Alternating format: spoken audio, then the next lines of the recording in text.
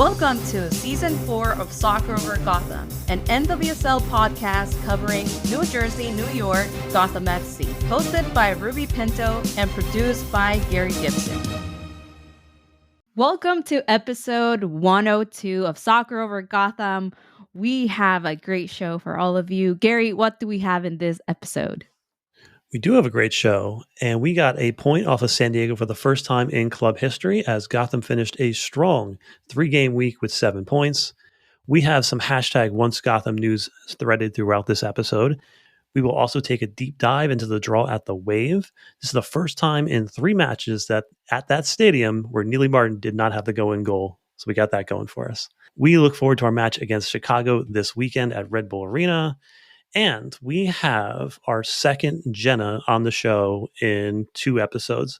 This time we have former Gotham player Jenna Bike, who is finally hitting her stride like we all knew she could and starting to do big things. We're proud of her here. We will welcome her back to Red Bull Arena and find out who has better pizza. But Ruby, how are you? We know who has better pizza. But yeah, anyway, doing great. Been busy as always. And let me tell you, today, I don't know what I ate, but my stomach started going crazy. I think something in my food had dairy because I'm lactose intolerant. Mm-hmm. So my stomach started doing like noises, like maybe like 30 minutes before I had to leave. And it was like dead quiet in the office. I was like, crap, great. This is amazing. Like, I'm like, my stomach's doing like weird noises. It's quiet. And so I was trying to like type on the keyboard a little extra hard so nobody would hear my stomach noises. But yeah, I came home, had tea, and I also had a headache. But you're feeling better? I took some pills. I feel better now. Good thing. But yeah, that has been my day, Gary. So the WNBA is live. I was able to use my Woo! season pass, which is crazy. It's like $35, which is awesome. And they have like a similar. So I guess WNBA fans are like used to this, but like they have a similar deal to like, you know, the NWSL where it's like some games are on Ion, some games are on ESPN, some games are here. But at least most of their games is on that season pass. So unless they're like national TV games. So tonight, depends on when you're listening to this, the Liberty play Caitlin Clark and the Fever. So I'm excited to see them. They won their first game. So yeah, let's go Liberty. Ooh, that's going to be a good game. Everyone's watching right now that Caitlin Clark just joined the WNBA. So I think it's very exciting times right now in women's basketball. Also in women's soccer. They're both like growing like exponentially. One more thing, talking about the WNBA, I was on Twitter scrolling and there was this video. I think the Fever were playing the Mystics or something like that. They were. And you know how when you go see them, they have like the big screens and they put people in the screen. So on the bottom it said Caitlin Clark bandwagon 2024. So they were like pointing at everyone that had a Caitlin Clark like jersey, and I was like, oh my god. Yeah. People were like, oh yeah, like in the camera, and then they noticed that it said like bandwagon. So they were like, oh. It was pretty funny. I don't know if I could find it and repost it. Yeah, it's definitely interesting with her. Speaking of growing, we hit 19,000 downloads on the last one, so we're on to 20,000 and then beyond. That's awesome. Now, Ruby, let's do some hashtag Once Gotham updates. So first, congrats to this week's guest, Jenna Bike, and former Gotham player Cameron Tucker on getting their first NWSL goals in the same game, which is pretty cool.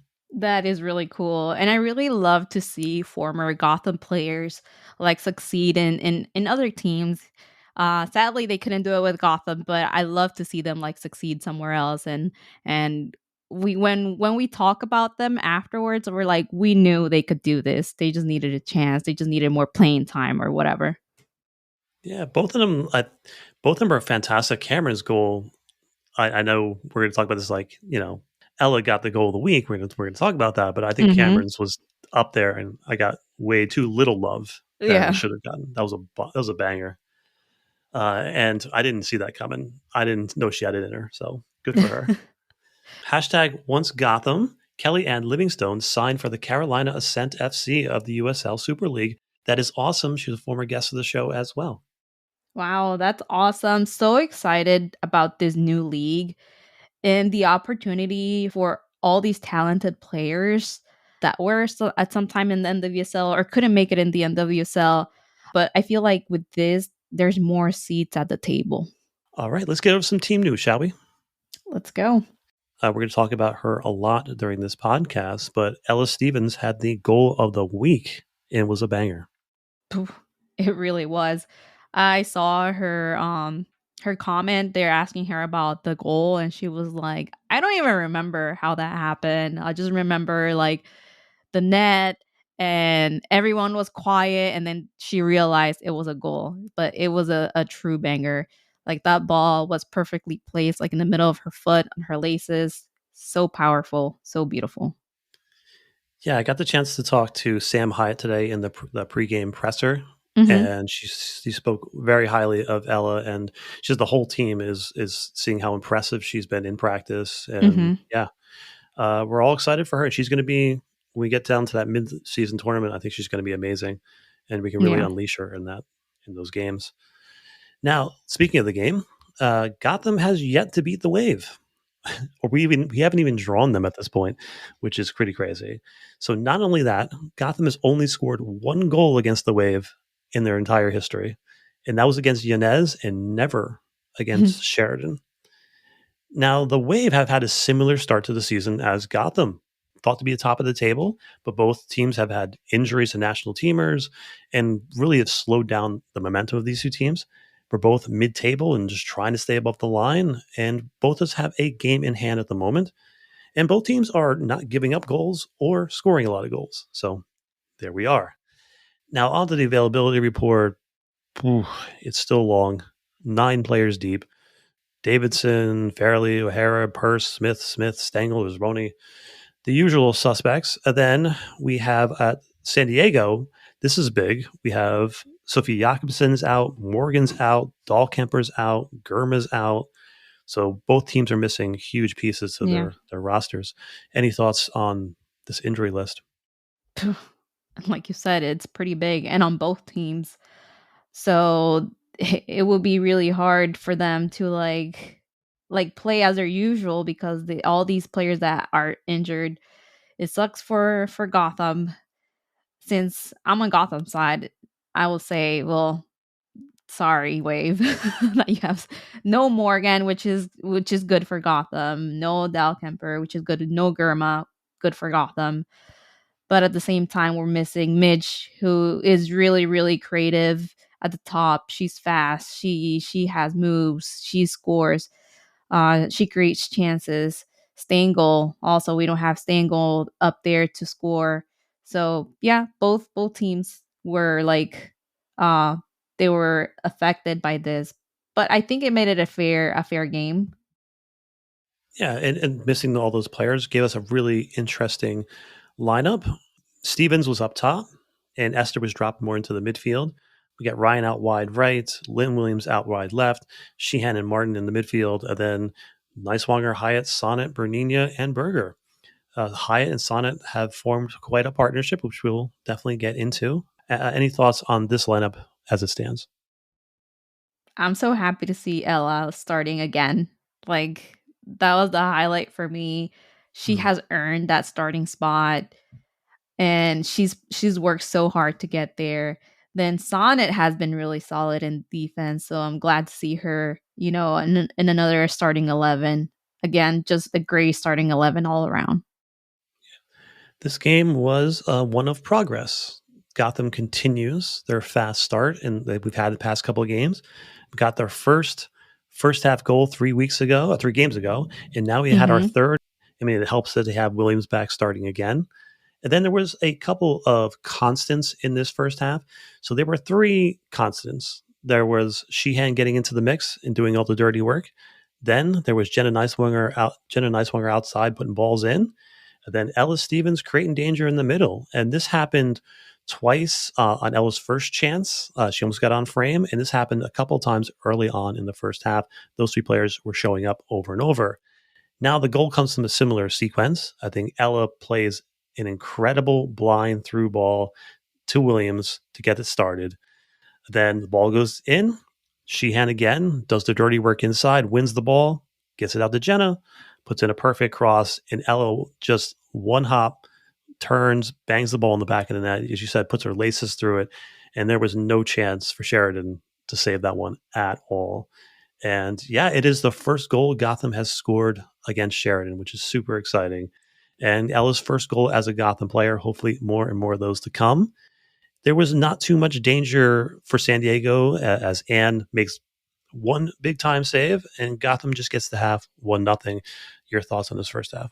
It was so exciting to see Gotham go up 1-0 against San Diego. And I feel like game after game, Gotham is gaining confidence and scoring against San Diego, scoring on Sheridan. I think even though, like they didn't win, it was a big win for Gotham to see progress that we're going the right direction. They did something they have not been able to do against the Wave. Ella finds herself in the right place at the right time, and Ella was going to score, I think, sooner rather than later. She's been so good since we seen her on top. When she played during the Women's Cup, she had more like a defensive role during those games, so we didn't really see her attacking power. But now I think she has found her place, and we have a dangerous weapon that we're just gonna explore game after game. I think she will surprise us a lot this season. Sports psychology. I know as a player, sometimes you end up facing let's say, a keeper for a certain amount of times, and you can't figure out a way to beat them, and it feels like there's a force field around the goal, and it gets into your psyche a little bit. And Yeah. sometimes it takes a player like Ella Stevens who isn't afraid of anybody, and just puts the ball in the back of the net, and maybe that funk, that force field has been broken, and hopefully it's goals after goals on Sheridan from here on out. And speaking of Ella, she looks like a steal. And this is kind of interesting. I made a comment a little while back about Stengel playing centrally and just occupying defenders because Esther likes to just drop back in the midfield, and which is fine. But it does help a little bit in the press if you have your attacker centrally. Now it looks like they corrected that by putting Esther back into the midfield and Ella up top. And let's just talk about Ella. I think first, she's fit. She looks like she can go 90 minutes 3 times over, and that's number one. She's aggressive in pressing, so that's number two. I think she works really well with her teammates, and she's combining well, so that she earns those minutes. That's number three, and I think she has a killer instinct. She wants it. She's got all eyes for goal, so that's number four. And then, Amros isn't afraid to play players that he thinks are executing his system. So this will be a fun one to watch as the season progresses.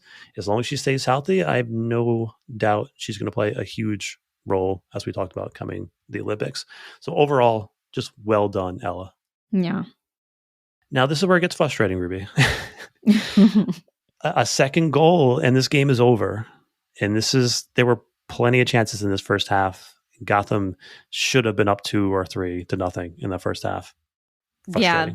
Yeah. You're right. That was frustrating because all the balls that I was like, how did that not go in? What the hell happened? Like, there must be some curse or something. I don't know what's going on, but like you said, it should have been like 2 or 3 goals. And I feel like they just needed to score that second goal to lock those 3 points. It just slipped their hands. At that point, Berger, Sonnet, and Hyatt as a group in 2.5 games, they given up 0 goals, which is pretty good. And the second half, this team just looks like a team on their third game in a week.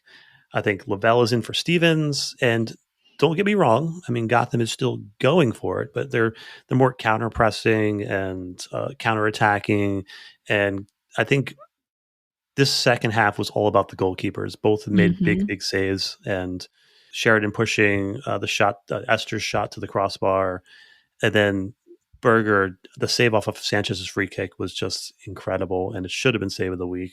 That's frustrating too. Too many players are winning save of the week and not goalkeepers, and it's frustrating. However, Gotham's defense has been so good. They've been so hard to break down. Berger seems to be getting to everything. And I did talk to Sam Hyatt about Berger, and she was super impressed with Berger so far, and she changes the way that Gotham plays. And they, in order to beat Gotham at this point, you have to do something not traditional. So Mhm. they literally score off the back of a player's head on a cross, on a corner kick. That is the way they're going to beat Gotham at this point. So it is what it is. The soccer gods can't just let us beat San Diego. It's 1-1 to the finish. I know, Ruby, your right? thoughts? I know, right? What's going on? Maybe like Gotham should try those back of the head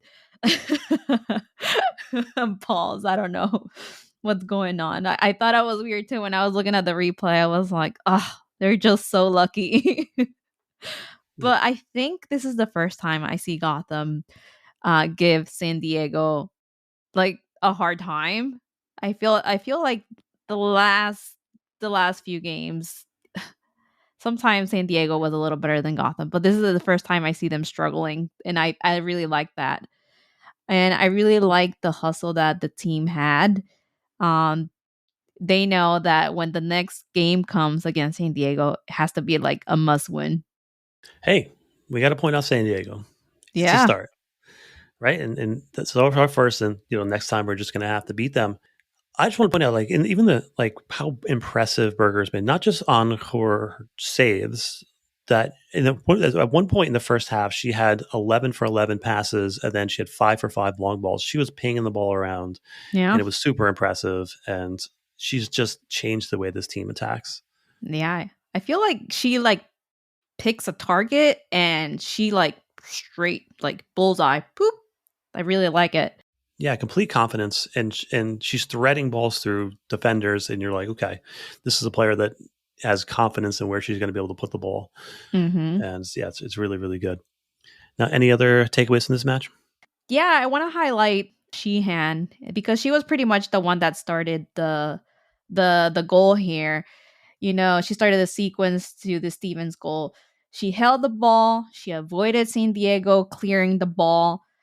Then she passes to Nicewonger, and of course Nicewonger, because she's the player that she is, a beautiful pass to Stevens and she scored. So, yeah, it's so good on Sheehan for not letting San Diego clear that ball. Yeah, she's always in the right spot, and she's always gets herself in the mix. And again, we always go back to it, but like final product aside, Sheehan's a special player. Yeah. Special player. Now, this is both a positive and a negative, I guess. So I put out a poll to say if Lynn Williams was going to break the regular season scoring record at San Diego on Sunday, with the caveat that as much as we want her to I want her to do it this weekend at home in front of our crowd. And most of the fans, 86%, said she would. And the pessimists win again at 14%. So good for the pessimists. I know. It's just like last time where the poll was if they were going to score more than one goal, and they did not. And 13% of people said they were not going to, and they won this time. People said that she was not going to score. 14% they won. I don't know if I jinxed it or not, but I also like was working on a graphic during the game. I was like, "Oh crap, if she like breaks the record, I need a graphic right now." But she didn't. You didn't even believe enough to make the graphic ahead of time. That's Yeah, yeah, so but we have one now. So now for sure she's going to score. yes. She better. Now, Ruby, I'm of two minds here. Both okay, but not good enough. Okay is it's how many chances are you going to get to play San Diego without Morgan, without Dahlkemper, without Germa? Yeah. But yet, 7 points from a 3-game week. That's great. I mean, Mhm. if you told me going into this week we were going to get 7 points from 3 games, two of them on the road, one of them against San Diego, like I would be pretty happy with 7 points. Yeah. And two of those games shutouts, yeah, I would take that anytime. But somehow I'm not satisfied. I don't know what's wrong with me. Yeah, and this especially after coming 5 games winless in those 5 games. So, Mhm. yeah, if you would have told us, like, "We're gonna get 7 points," it would have been like, maybe 6, maybe 3." But, yeah, I think it's really good for Gotham, and they're still in the middle of the table, which is not bad, and they still have a game in hand, so that's good for us too. Yeah. Now, performance wise, these were all in Gotham's favor. And the last one was pretty even, but I did dominate most of these matchups. And, mid table, above the line, game in hand, a third of the way through the season. That's not bad. It's just such a weird space to be in. We want so much more, but where we're at is okay. Now, getting to post game quotes on Coach Amoros on Ella Stevens' performance, he says, "Well, I think it's unbelievable. The way Ella is growing at the moment, obviously, she wasn't playing at all, but then she's working extremely hard every day, understanding the concepts, executing technical actions, tactical movements, combining being key of her offensive plays. I think she's been involved directly in consecutively scoring 4 games where she's been involved in all those actions. So credit to her. She's an example of commitment, hard work, growing, and adding value to her game, to the team. And definitely today, that goal was special." Wow. That's awesome coming from the coach. That's really, really good coming from the coach. And again, we knew that too. Yeah. These are the stories we love. These are the players that, like, the Nealy Martins, the Sheehans, the players that Mhm. get a second chance. They know they got something and they just need a chance to prove it. And Ella is taking this chance wholeheartedly, and we're here for it. Getting to the second quote, this was Sheehan. And she says, "I think this point is big time for us. We haven't gotten points off of them ever. So I think every game we come out of it feeling disappointed because we want to compete. But so to get a point out of them is big time for us, especially at the end of a long week." So I feel better now. Exactly. Yeah, it was definitely a long week for them. Yeah. So a point, it's really good. Yeah. We agree with you, Sheehan. Any stats of the game, Ruby? My stat of the game is defense with 19 clearances and then goalkeeper with 6 keeper saves. Yeah. We've been averaging about 14. So it's a little bit more in our defensive end than we wanted to be. Mhm. But good job, defense. I'm going to talk about the offense. And it is 4 big chances created. And we've done that 2 games in a row. So we've created 14 big chances all season. So over half of those has been in the last 2 games. So there's positive momentum. And where there's chances, there's goals, hopefully.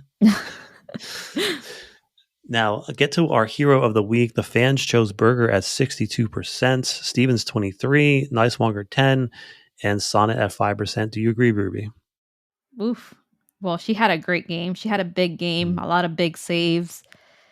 Yes, Berger, but also Stevens for I think she deserves it because this goal, it didn't happen by luck. She's been really working for this. So I'm going to give it to both of them.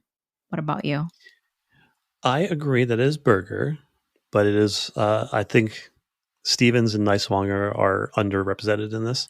This has been a crazy week for Jenna Nicewanger. Like, one of the fun things to do is if you're fans of us over or follow us on Twitter, I like to do the post game stats thread that allows me to really dig into the stats and get a better feel of how to story tell based on stats for this podcast.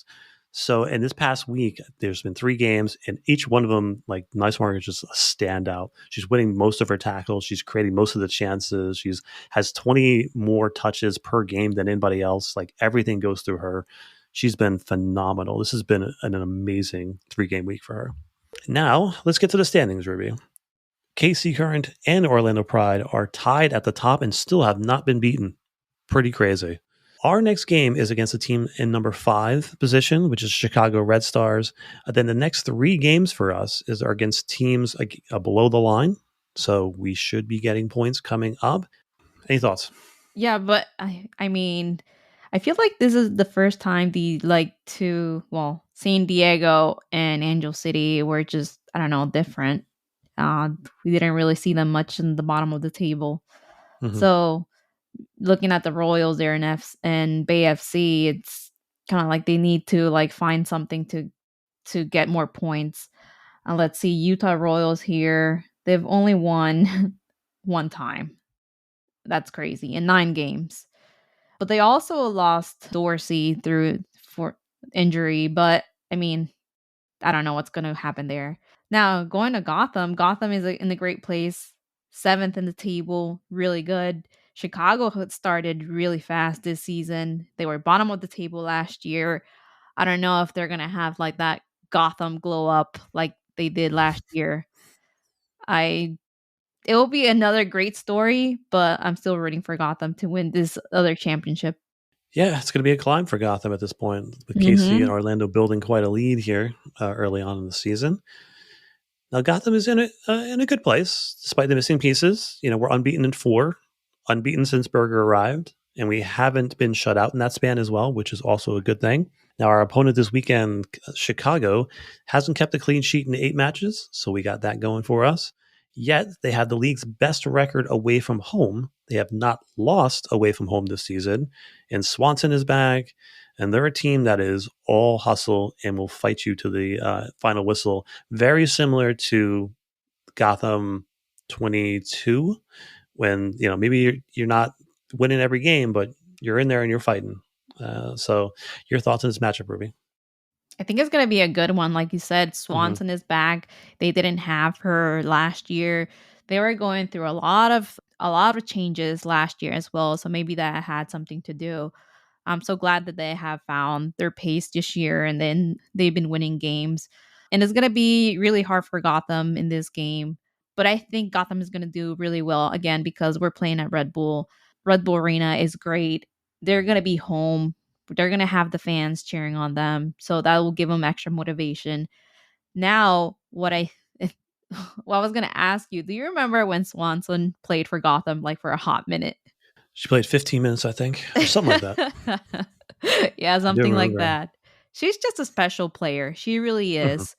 So they have a great weapon in her. Also, Jenna Bike has been doing amazing. So it's going to be interesting to see this game how this team that wasn't doing great last year, it's like their comeback year, and Gotham now has like a reputation to like keep up. So let's see how they're gonna go in this game. They Gotham needs every point they can to like keep climbing the standings because we're right now like 7th place. We're a few points from like being off the playoff like line. So they definitely need every point they can get.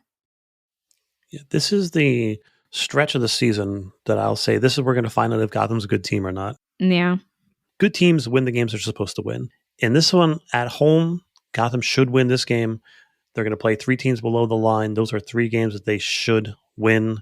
So we'll see what happens. But I don't know if it's legal for Gotham to score 2 goals in a game yet. I have to go check the rule book. I know, right? Do they have to like unlock a level? What's going on here? We need a cheat code, a cheat Yeah. code to make 2 goals for Gotham. I don't know. Gotham has to prove to me that they can score more than 1 goal. That's it. Yeah, Maybe L is the key to getting this car running and getting more than 1 goal. Who knows? yeah. Let's all get in this Ella car, Ella bus, whatever you want to call it. We need like all the goals we can get. We're just gonna keep manifesting this until it happens. Hmm. Now, this game, prior to kickoff, we got actress Jennifer Esposito, and then sailor Cole Brower will serve as the honorary torchbearers. Okay, that's awesome. Telling you, like it makes it like really cool to see like some type of like influencer or celebrity coming to the games at Gotham. I think it's really cool. And it's easier for these types of people to come to the games because it's New York market. So yeah, Agree. So, what do we manifest this week? again, a 2+ goal game, please. 2+ goals. That's what we're manifesting. I don't care if it's 1 goal, as long as it is Lynn Williams breaking the scoring record at home. Woo. Yes. That's it. Imagine 2 goals from Lynn Williams. That would be awesome. Sure, take it. Any random thoughts before we head out? I do not have any random thoughts this week. I am super excited about our interview with Jenna Bike. As a player that we wanted to interview earlier on and it just never worked out. And I love that we get a second chance to talk to her and get to know her as a person and, talk about her motivations and what keeps her going because she's got a really interesting journey. So, yeah, Yeah, I'm excited for Ruby. You ready? I'm ready. I'm excited. Let's go. Let's go.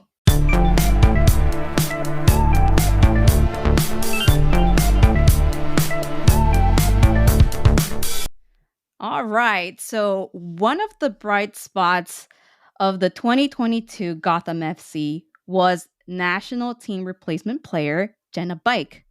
Jenna, you came in and you showed your strong work ethic and athleticism. While you primarily play forward, you've also shown versatility by filling in at the right back. Jenna, you joined the Red Stars in 2022 and you blossomed this season into a regular starter alongside Mallory Swanson. And I just want to say welcome to the show and thank you for coming to talk to us. Yeah, thank you for having me. I'm super excited to do this. Yes, we're so excited too for you to be here. And before I start, I just wanted to get this question out of the way. Who has better pizza? Chicago or New York, New Jersey? Well, I'm from Connecticut, so I would say New Haven, Connecticut has the best pizza. Oh, okay. But it would have to be if it's between those two. I mean, New York, New Jersey has the best pizza. I don't like deep dish. Okay, there you go. So I'll stay away from it. That's the right answer. Any toppings, favorite toppings on your pizza? No, I keep it pretty simple. I do sausage sometimes bacon, but I just really like the wood fired.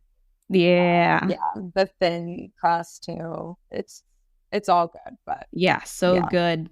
I'm in Morristown here in New Jersey, and they have this spot called Cognilio's, and it's pretty good. I think Barstool just went there I think a couple of weeks ago or a month ago, and I think it was a 8.4 score, so that was pretty good.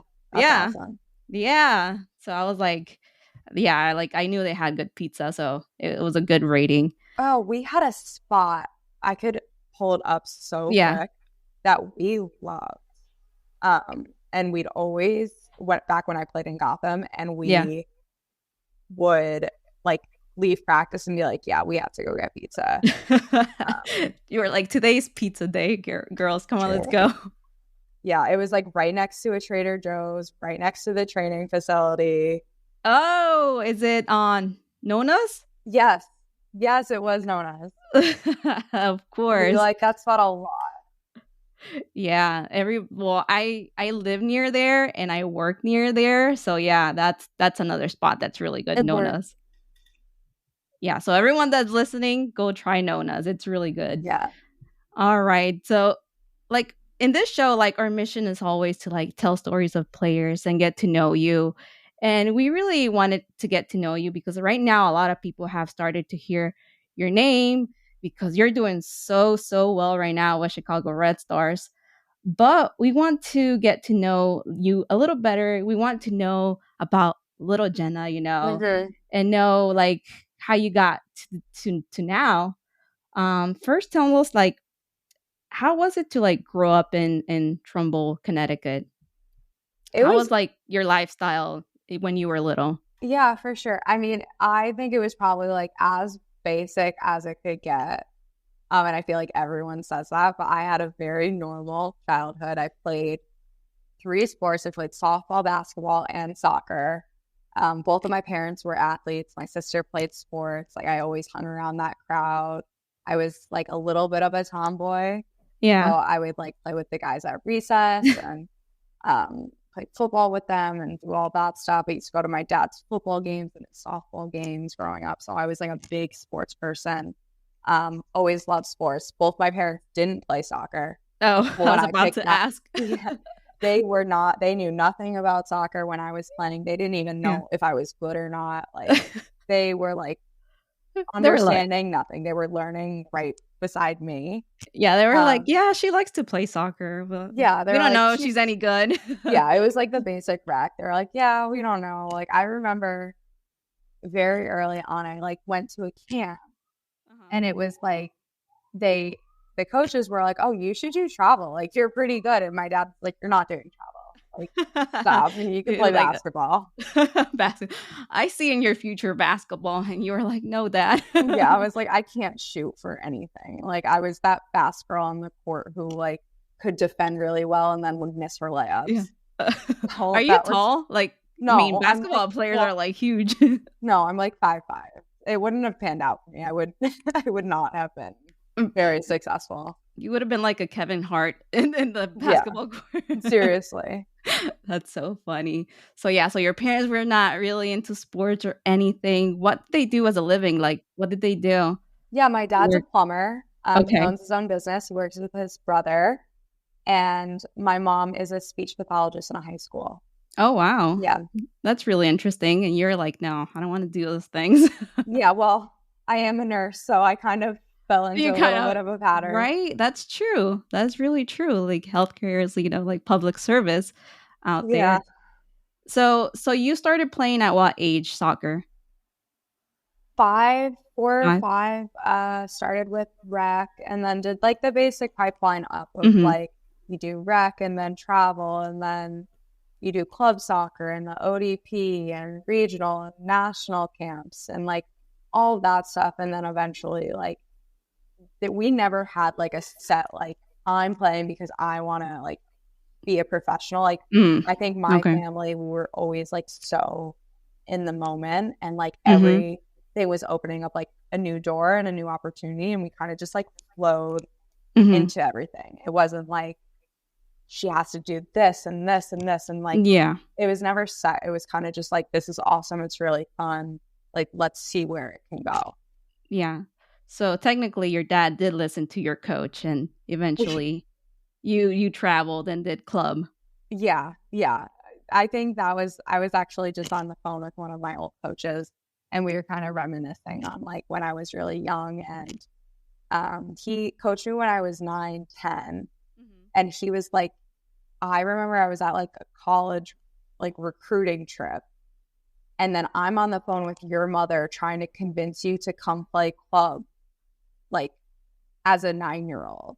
He was like, I was like trying to recruit college kids, but I remember being so focused on like trying to get you just to like come to my club and my team. And he was like, that's crazy. Like you were 9. Yeah. So it was always like a little outside push for us, I think, until I got a little older, obviously in high school. And they're just like, okay, well, yeah, now we can like actually start thinking about like college and maybe this could be like never really a career, but like this could open up so many like doors, which is maybe what we looked at. Yeah, that's true. And it's so crazy that he saw that in you at 9 years old. Like he saw the potential in you and gave you that push to keep going. And like you said, then you went to high school. Then that's when you started getting a little bit more serious about it, right? Yeah, that's when I started. I think I got called into a national camp at 14. It was like the under 14. It was like the first one that they did. And I got called in. And that's when we were like, oh, like this could actually like be something. Because I never knew like, I didn't know there was like youth national teams. And I didn't know that was like really a thing until like you get called in and you're like, oh, this is like really cool. And like I maybe I'm actually important and like really good at this. But like up until that point it was like mainly just for fun. But yeah, it just like kind of kept progressing from there. I committed to college really young. I think I was a freshman in high school when I committed. So we like jumped right on that. We're like, I think a part of us were always like, this is like the best opportunity. And like, what if like it goes away tomorrow? So like, we were very like, we jumped on situations. Like we were like very eager to like get things like set in stone and just like have a very stable like transition from high school into college. I think that was always like my family's thought process was like, we do want like stability. We don't want to leave things up to chance and like all Yeah. of that stuff. So like our mindset was, I think, a little different than like other people who may be like they're growing up when they're like, I'm going to take all my chances and all that. We were very like stability, like we want like you to be healthy and happy and get an education. So that was always like the main focus. Yeah. Where they're kind of like, all right, like, hey, like we need to put this like in the spreadsheet and like look at the cons and the pros, or you guys were kind of more like, all right, this chance is here. I don't want to say no and regret it tomorrow. Yeah, we were like, it's here. I went to Boston College, so my parents were like, it's like our dream school for you. And like I ended up having such an amazing time there. But like I don't think I was the firstborn, and like they had like always had like high wishes for me and hope for me, and like they were like, this is like such an amazing opportunity, and like this is like what we dream for you to be able to do. Plus, so I think plus it's not too far from home, so you could like, I mean, it's probably gonna be like 4 or 5 hour drive maybe. Yeah, and they would have let me go anywhere, but like I think as a family we were like, this is like, they were like, this is perfect, like it's everything we would have wanted for you. Yeah. And then when you were in college, did you have any like players that you looked up to, like I want to be like this person, or like this person inspires me? That's a good question. I like wasn't, and I don't know if this is bad to say, but I don't think I was ever a big like role model person. Like I never had, like everyone has their like heroes, and I think like, mine were my parents, just because like of how hard they worked, and like just outside of soccer, like the way they are as human beings, like that's who I looked up to. And then I think on the flip side of it, like I've always been surrounded by a lot of like really great people and teammates, so I think I found a lot of my inspiration from them. And like even now, people on my team, like I look up to the older girls, even though I'm like part of that group now. Like I look to them, and like they're honestly like heroes for me. Yeah. Just like with their experiences and how they like carry themselves and handle situations day in and day out. So like thinking about like one person when I was growing up that I looked at, like I don't think I had like anyone in particular. I just like kind of admired the people around me. Yeah. And kind of like you didn't really want to be like someone else. You just wanted to be the best you could be. Exactly. That's really cool. And that's really cool that you look at it that way. Also, when you were in college, you suffered an injury when you were there, and you were out for 13 months. How did you handle that situation at that time, like being out for so long with an injury? Yeah, I mean, it was really tough because I stayed in Boston for all of off season, and we were training. I was probably at like my peak, like physical, like fitness and strength ability. Like everything felt so good. I had no problems like leading up to my injury, and then just on a 40-yard sprint at the end of our conditioning session, I like feel a pop. I like turned to see if someone hit me. Yeah. And then was like, oh, like I think I just like strained my hamstring. And like that's all I ever thought it was. So I walked out. My coach knew right away. He was like, was it your hamstring? I was like, yeah, I'm just gonna go like right into the training office. They're like, okay, yeah, like we'll set you up with the doctor. Like, why don't you just do like, we had lifts after. She's like, why don't you go lift, do like whatever you can, which wasn't a lot. It was a lot of upper body. But I remember like by the time I was done with lift, like the whole back of my leg was like black and blue. Yeah. And they're like, okay, we're going to get an MRI. They do the first MRI and they were like, you're all good to go. Yeah. Nothing's wrong.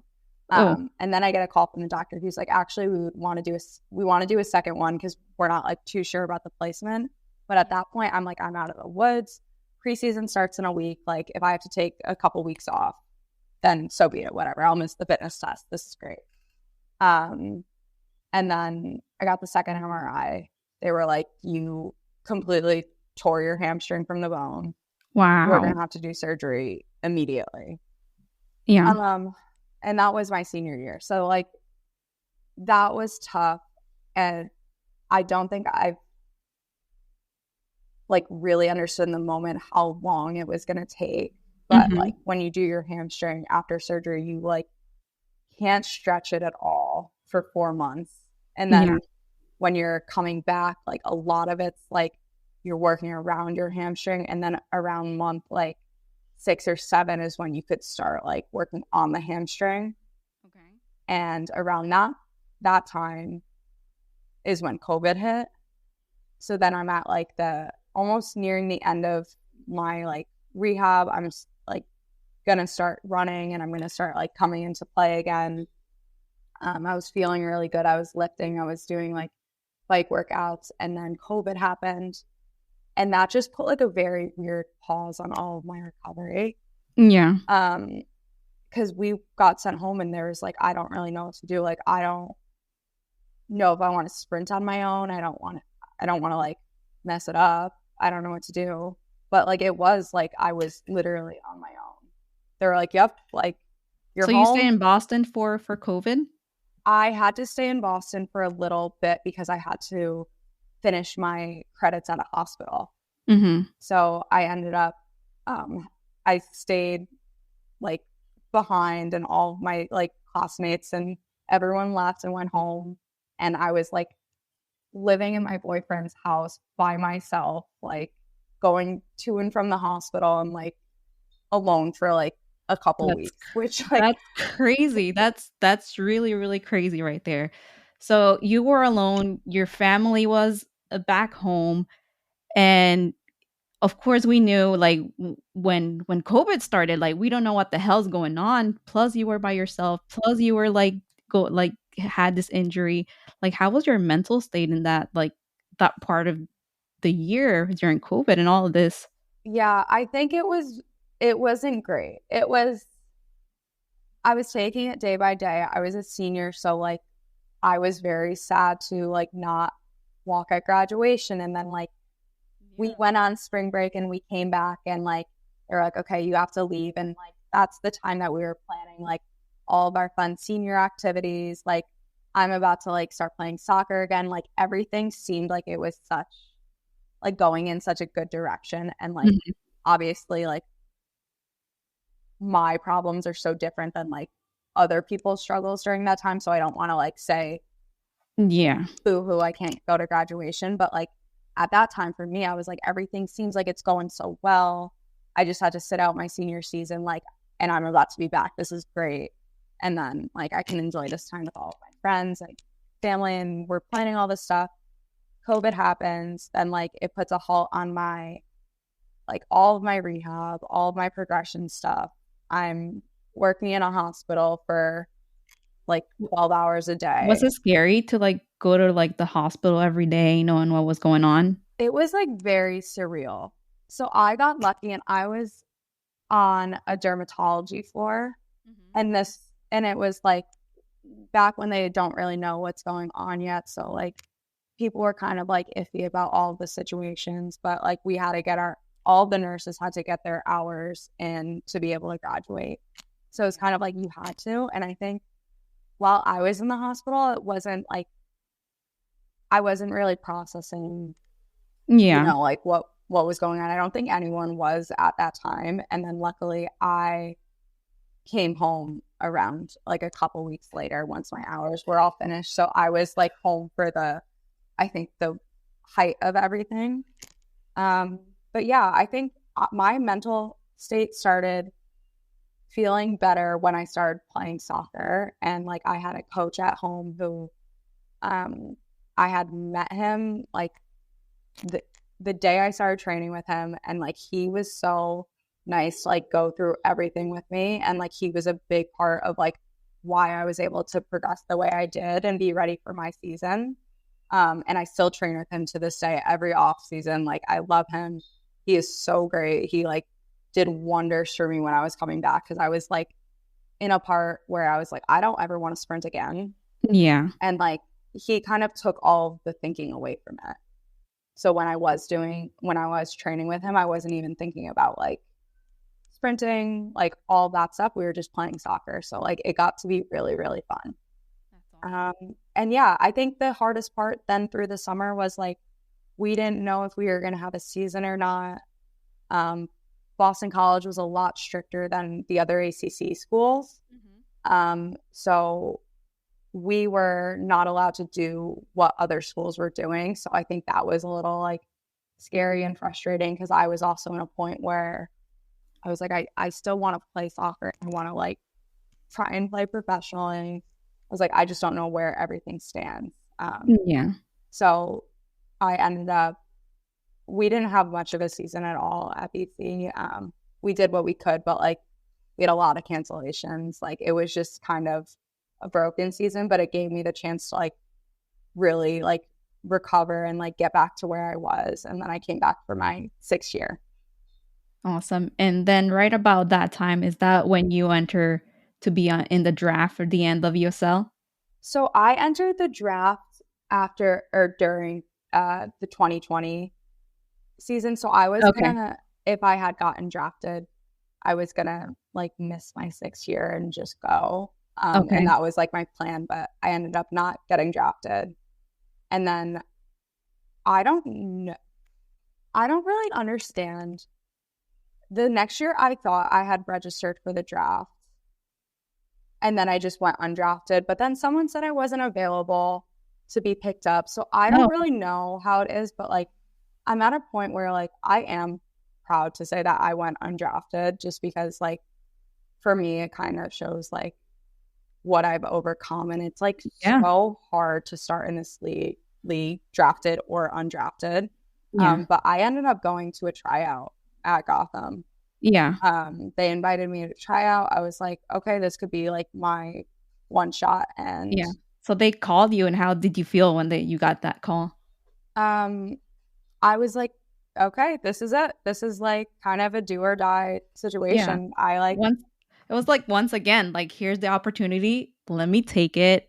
I don't want to say no and regret it tomorrow, right? Yeah, and I feel like that's a big pattern of like my career is like it's kind of like, okay, this is my moment. Like I have to make the most of it, or like who knows when the next one's going to be. And so, yeah, I show up to the tryout. We had 2 days of tryouts. And Scott called me when I was working. Like I was at my job.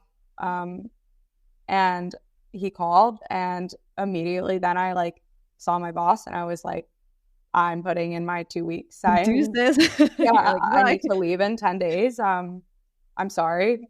I'm just going to do this. And yeah, I did it. And I was at Gotham for like 4 or 5 months before I got a contract, which is another crazy thing. Like I kind of, like they always told me, and Scott was amazing. Like he and I to this day have a really great relationship. And like I am so thankful that he was a part of like that time in my life, because like he always made me feel and let me know that like he was my biggest fan and like pulling for me. And that was huge for like my confidence and just like even me wanting to stay there.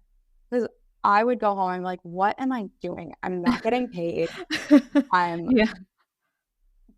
am a practice player. I'm like, I was like, I don't know if like this is even sustainable. I was like, I could be making so much more money as a nurse. I was like, what am I doing?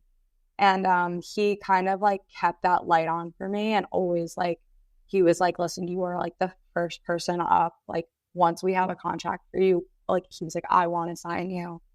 And it kind of like kept me going. And yeah, my first opportunity was when I got the national team replacement contract. And I think that stint went really well. And then I got off it. I was released. And a week later, they signed me. Wow. Yeah. That is so good. That is so amazing. From being undrafted to coming to Gotham, not getting paid, just playing for the love of it, pretty much. Yeah. And getting a contract, that's amazing. But you were here the 2022 season, which wasn't the best for Gotham. Like, again, how was your mental state during that time? Like the team wasn't doing great. Like doesn't really matter what you guys were doing. It wasn't like going your way that like you guys wanted. Yeah. I think it was a little like opportunistic. Like I was like, if like they're gonna need people and I've been here and like I know their style and how they play, like I just need to make sure that like they see me and like there's someone who are like, okay, well, like we have no choice. We have to sign her. And I think that's Yeah. kind of the situation that we were in. Like I showed up every day. I feel like I worked really hard. Like I was trying to do all of the right things. I was Mhm. trying to be a good teammate and like be very positive and just like keep up on my fitness and all of that stuff and like really just like put my head down and work in silence and like wait for my moment. So I was like really focused on like what I was doing and how I was acting during that time. Like obviously like everyone wants to be winning and it's tough when you're Mhm. not, and it like shows a lot of people's like true colors and the true colors of the team. So like it was a tough time for everyone, but like Yeah. I think the club handled it so well. And like it's not an easy place to be in, but like everyone day in and day out was like grinding and like working Yeah. towards something. And obviously like they got rewarded in 2023. But yeah, it was a tough time, but it was a very like trying time. And like there was a lot of people like who were just like putting their heads down, going to work, like Yeah. doing everything day in and day out, like no matter what the result the week before was. Yeah, we did notice that everyone at the club was trying, and didn't matter what they were doing. It wasn't just not going their way. And even when you would play for Gotham, I could tell you were giving 110% on that field. Like you were like hustling out there, and we could see it. Me and Gary will always talk about you on the show. Yeah. So, and then of course you didn't stay with Gotham, but then you moved to Chicago, Mm-hmm. and you've been there with Chicago since 2023, I believe. Yes. Yes. Was Yes. that last So year? yeah, that's last year. It all blurs together I sometimes. know. I know. Sometimes it feels like we're still in 2020. But yeah, so now you're in Chicago and you start a new season with a new team, but you guys didn't do the best last year. Did you And kind like of feel like you had like some kind of bad juju like following you because when you were in Chicago it was not the best? I think it was definitely, yeah, I mean, like I'm a competitor, like you never want to be on a losing team, but like it does make you better. And like I think that those 2 seasons taught me so much about like who I want to be as a player and like Yeah. what I want to bring. And then I also like want to be a part of like the journey up. I was like, if I went to a team and we were always number one, always that, like that's great. But I also feel like I would miss out on so many lessons that I've learned in my Yeah. 2 years, like being on a team that's struggling. So what I think is really cool is like now we're kind of reaping the benefits of like what we went through last year. And I'm so happy to be a part of it. And I know the Gotham girls felt that way when they won the championship of like, we went through so much in 2022, like, and now like we literally climbed our way up from the bottom to the very top. And I think that's something really cool to be a part of. So like, yeah, it like stinks losing, but I think there's like many bright spots in being in those situations. Yeah, and what do you think has changed from last year to this year? I mean, you guys didn't have Mallory playing last year, but now she's pretty much killing it too. Like, you Yeah. think that was kind of like a big part of why you guys are doing better this year, or? I mean, yeah, she's a huge part of like, she is like the piece of the puzzle that like we needed. And like her presence off the field is just as strong as it is on the field. And I think people feel that they feel that like when she's around, the standard is like raised to the very top. And she's such a good leader. She's such a good person, such a good friend. And yeah, like if we're out doing something, like you want to give her what she's giving us. And I think that's huge. And I think that's what we were missing last year. And obviously, like, she has so much talent. So it just, like, even if she's not getting the ball, she's occupying so many defenders, and like it's opening up other people. So I think like that was so great. And then, yeah, I think we just had like a couple like missing pieces. We had like obviously like 2 world-class center backs come in the off season. And I think like the way we are now is just like everyone is bought into a single idea and a single like goal. And I think that's the most important thing. Like no matter like talent, all that stuff aside, if everyone's on different pages, everyone's doing something different, different goals, different mindsets, like you're never gonna be successful. And I think this year, like we have that common goal of like who we are, like this is our identity. Everyone's bought in, everyone's doing the same thing, everyone's working towards the same thing. And yeah, I think that's a huge part of like our success. Yeah. Would you say part of that success was that pine cone you had last year? How did that That happen? was so Tell me. silly. I'm like so embarrassed that got as much traction as it did. Right? But It was like the traveling pine cone at some point. you just don't have big pine cones on the East Coast. So I saw a massive one before our LA game, and I was like, this is so funny. Everyone from the East Coast is like, that's crazy. And everyone from the West Coast is like, okay, like that's normal. Yeah. They're GMO pine cones, like crazy. And we put it in the boot bag. And I think one of my teammates, Taylor Mallon, like snuck it out onto the field. And but like you flew on the plane with that. Yeah, we still have it. It's like in our locker room still. It's been like put to bed a little bit, but like we thought it was hysterical. And like we ended up winning that game. So we were like, after such a long like streak of struggle, we were like, this is like the key. And we were kind of holding on to whatever we could last year, and like it was very lighthearted. Yeah. We didn't think that it was gonna get as big as it did. And I think like, yeah, my sister was like making fun of me. She was like, you're the face of the pine cone. I was like, you're great. Like if the fans don't know me, they're gonna know me now, and that's gonna be my like claim to fame. But before we go, I'm gonna have to ask you a favor. Please do not bring it to Red Bull. Oh, it hasn't been traveling. It's so you guys are in luck. No, it's home in our locker room, and it's safe. So before we go, any goals that you have for this season? I think I just like, for me, I want to be in a really good mental space, no matter like what happens, and really focus like day by day. I think playing time is great, but it's not my focus. Like I want to help the team win in any way I can, and whether that's 90 minutes or 10 minutes or 2 minutes or just like at practice, like I think that's always been like something I pride myself in doing.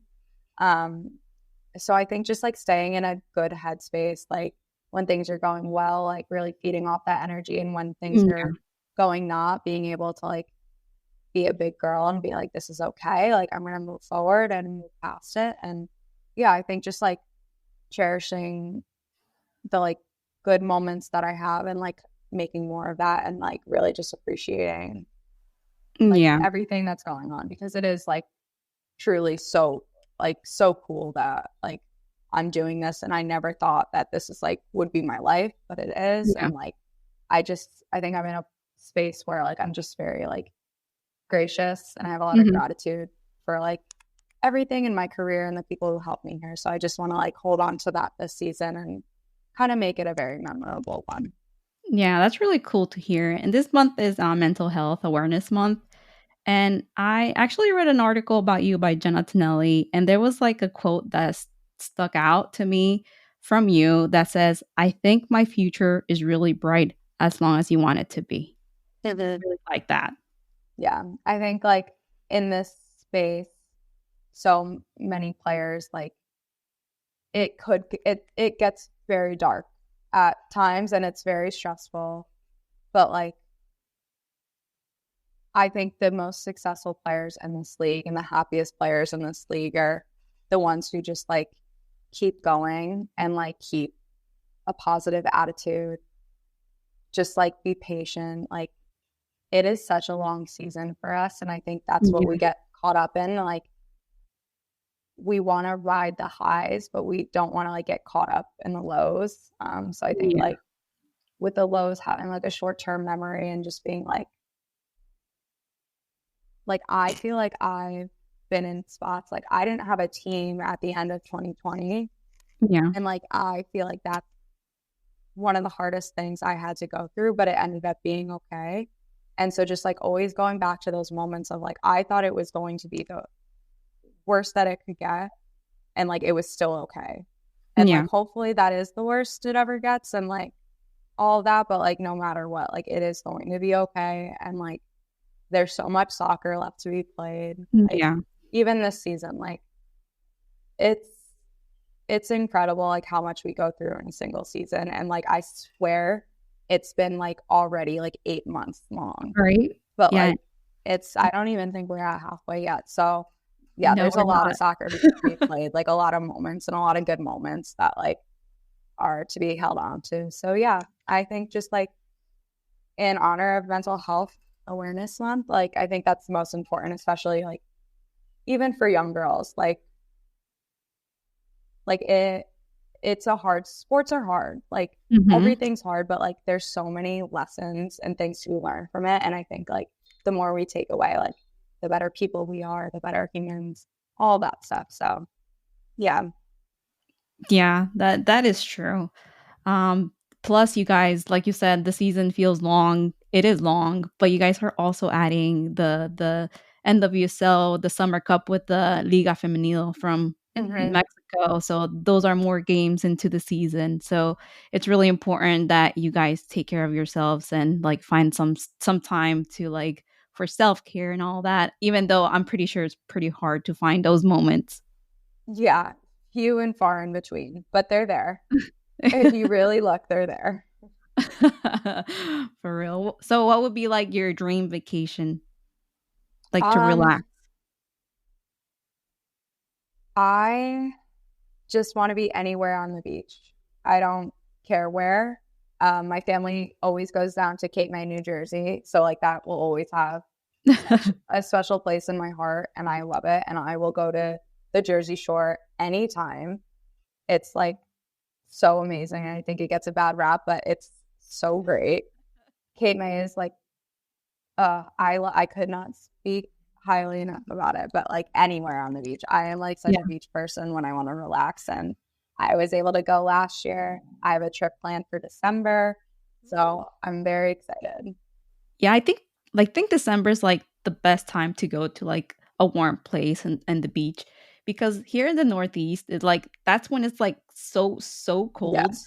So that's when you have to go somewhere warm. Sometimes I think about it as like, why would people like that live up here travel during the summer when it's nice and not during the winter? I was like, I would rather travel when it's cold than when it's like hot, because we only get like 3-4 months of like great weather over here. Yeah, no, I'm with you. I am like, can't wait to go into summer. It's gonna be like my reward for myself for getting through this season. No kidding. I was looking, not kidding. I was a couple of days ago, I was like, I was bored and I was like, oh, let me see what deals they have. And I was looking at trips to Cancun and I'm like, what am I doing? Honestly, I don't blame you. I do that all the time. I'm like just planning. Yeah. And pre-planning. But then I think about how much it is and I'm like, all right, I'll wait a little bit longer. Yeah. You're like, maybe this is going to be for 2026. Yeah.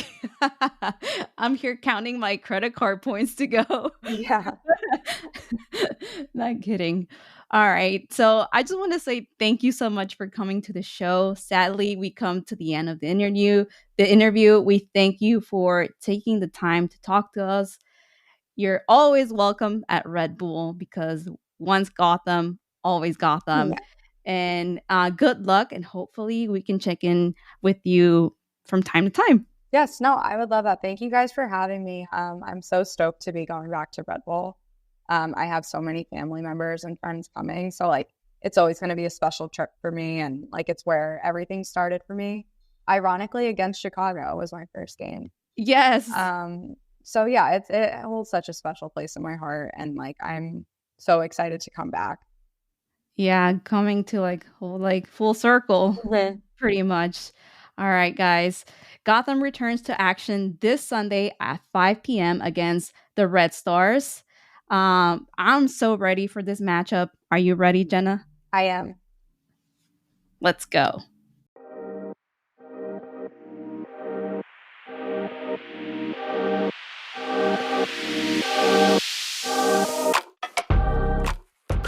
Hi, everyone. This is Gary. Thank you for listening and supporting our project.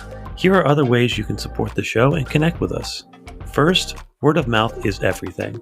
So please share our show with anyone who might listen. Also, please rate us 5 stars on Spotify and review us on iTunes. You can purchase our merchandise at the TeePublic store.